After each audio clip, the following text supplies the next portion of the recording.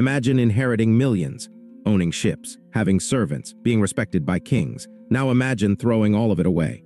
Because someone told you there was an entire city made of gold hidden somewhere beyond the edge of civilization. Not a treasure chest, not a mine. An entire civilization where streets glittered, temples shined like the sun, and rulers supposedly covered themselves in gold dust before diving into sacred lakes. Hundreds of men believed the stories.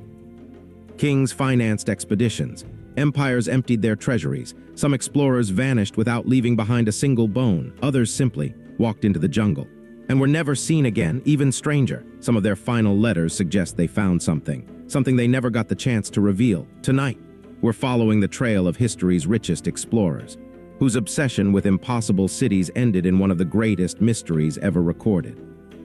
Because the deeper you go into the search for El Dorado, the less it feels like a myth, and the more it feels like history's greatest unsolved disappearance. Gold has destroyed civilizations, started wars, bankrupted kingdoms, inspired revolutions, but perhaps nowhere has greed become more mysterious than the centuries-long search for cities that may never have existed. Everyone knows about El Dorado. Very few know about the men who disappeared chasing it. Some vanished in the Amazon. Others disappeared in the Andes. Entire expeditions, thousands of people, simply ceased to exist. Today we're uncovering the strangest of these disappearances, and why historians still can't explain what really happened. Part 1. The birth of the Golden Lie.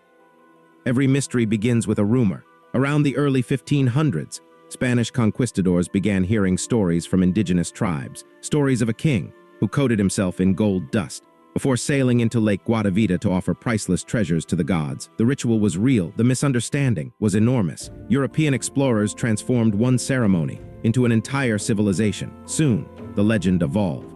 El Dorado was no longer a king. It became a city, then an empire. Every failed expedition only made the myth stronger.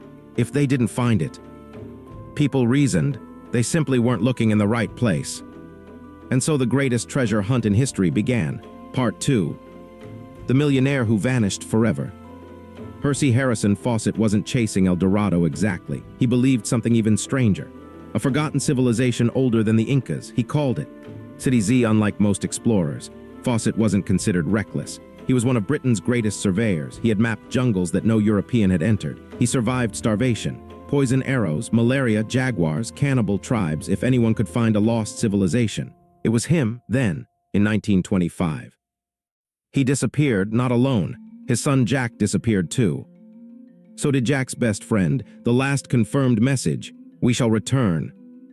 They never did. No bodies, no equipment, no graves, nothing. What followed became even stranger. More than 100 people later vanished while trying to rescue Fawcett. Some were murdered, others starved, some disappeared themselves. The jungle seemed determined to erase everyone searching for City Z even today. Nobody knows where Percy Fawcett died, or whether he ever reached what he was looking for. Maybe there never was a city made entirely of gold.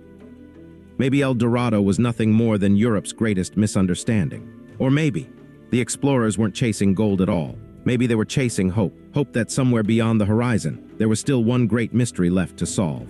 And perhaps that's why their stories continue to fascinate us centuries later. Because every map still has blank spaces, every jungle still hides secrets, and somewhere beneath the Amazon canopy, history may still be waiting to be uncovered.